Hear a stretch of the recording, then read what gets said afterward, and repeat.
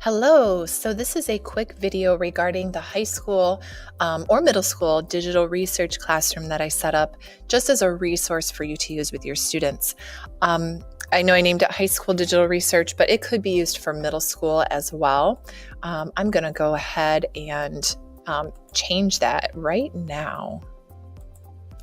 So the basis for this Google Classroom was just, I felt that it's a real need in our district to have some sort of reference point that's common between the ways that digital research is taught. I totally know and understand from experience that teaching digital research is a monster. It's its own thing in and of itself, and it really could, I believe, be a whole entire unit that students could go through working on learning all the skills from learning keywords, how to evaluate websites, how to cite things appropriately, digital note taking. So there's this kind of all-encompassing topic that teachers just don't have time to learn themselves. I know I am still a developing web searcher, research searcher, looking constantly for more efficient techniques to get to what I need faster.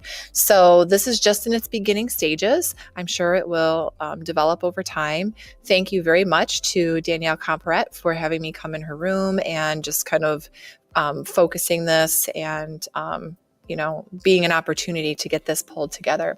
So the point of this classroom is that anybody can join, teachers, students, whoever, as a student. And when you come in here, it's just going to be a resource, a reference place for students to use when they're doing digital research. And even after graduation, I know that their accounts linger for a while.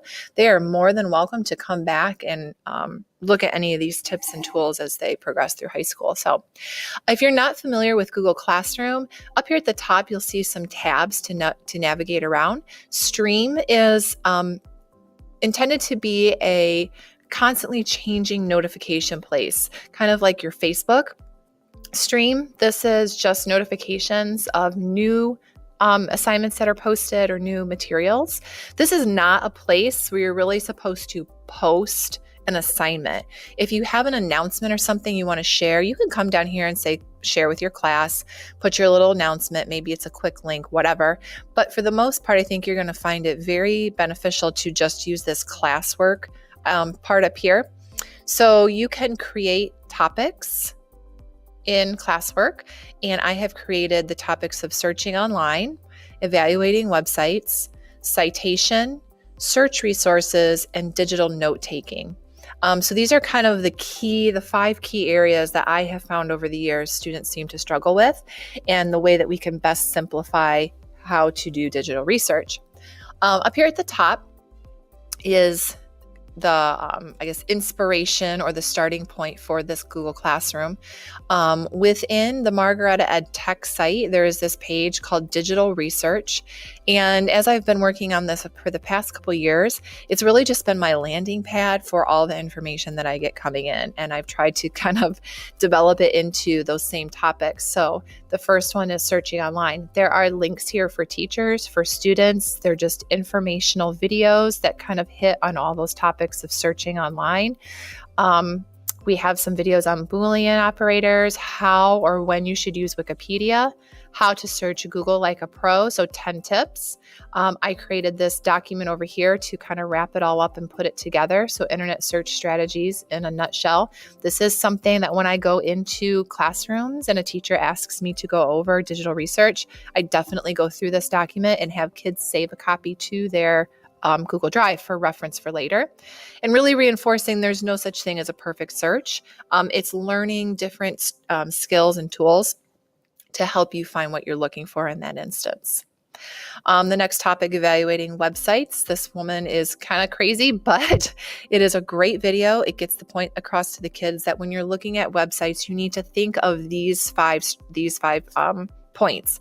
Is it current? Is it relevant? Who's the authority? Is the information accurate? And what's the purpose? Are they biased? Are they trying to sell you something? Whatever.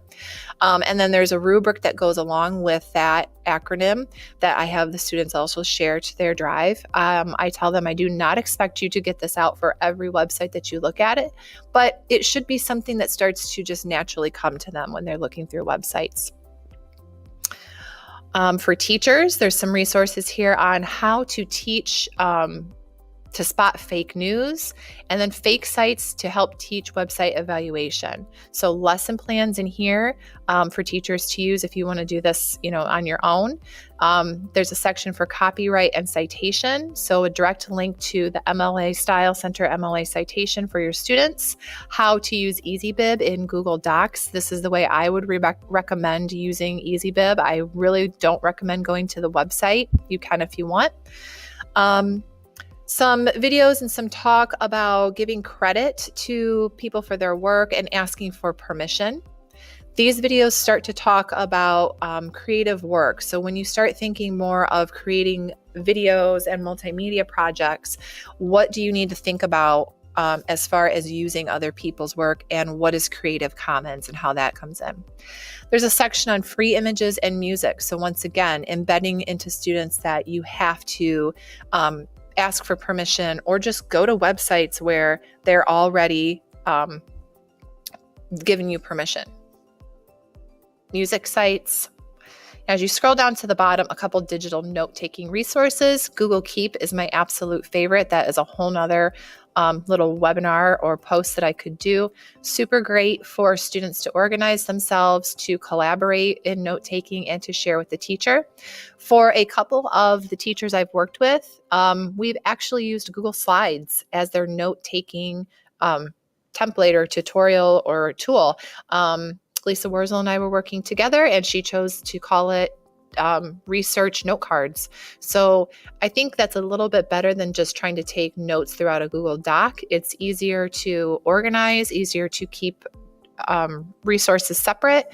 And you can also have your students share that with you either through Google Classroom or through the regular share button. So what I did in this classroom is I poked through that website that I just showed you, and I pulled out what I thought was the most important or the key points. So under searching online, there are 3 videos that go through basic search strategies, the Wikipedia one, and tips for effective strategies using Boolean terms like and, or not. A video on those 10 Google search tips. I don't watch all of these with the students, but I want them to know they're there, and they can watch these on their own later, especially for those high school age kids. And then that PDF search strategies poster that I referenced, this is where the students can click on it. I walk through each of the quadrants, and they can add this to their Google Drive.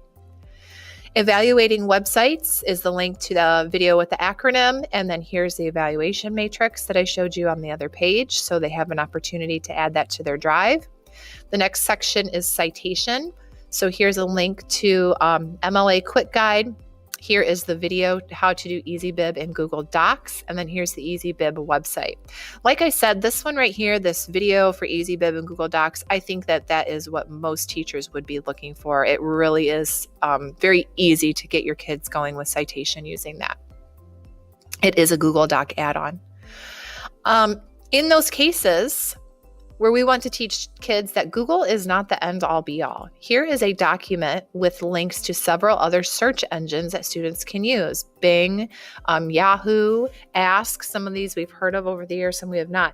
Don't count these out. These are really good places for students to go to and realize that Google is not just the only one that we use. Digital note-taking, and again, there's the link for Google Keep and the Google Keep Chrome extension. And as I said, this would be a whole tutorial in and of itself. So when I come into a classroom, I also go over the Google search engine tools that you can use. So if we're typing in something like Abraham Lincoln, I usually go over with students things up here as well: images, news, books, videos, more, and then settings and tools. So deciding what time frame are you looking for, what are your results, and things like that. So hope this was helpful. Please feel free to dig through it, work through it, have your kids join this classroom. To have them join, when you're in stream, right up here is the class code. You as a teacher can also add yourself or join this classroom to work through these things if you want to learn a little bit more, or get a hold of me. I can come in, and zipping through this usually takes just about 45 minutes. But I can also easily stretch this out to maybe 3 or 4 45-minute class periods, and we would just dig a little bit deeper into that. So hope this is something you find helpful, and we can really kind of unify and streamline how we're teaching kids digital research. Have a good afternoon.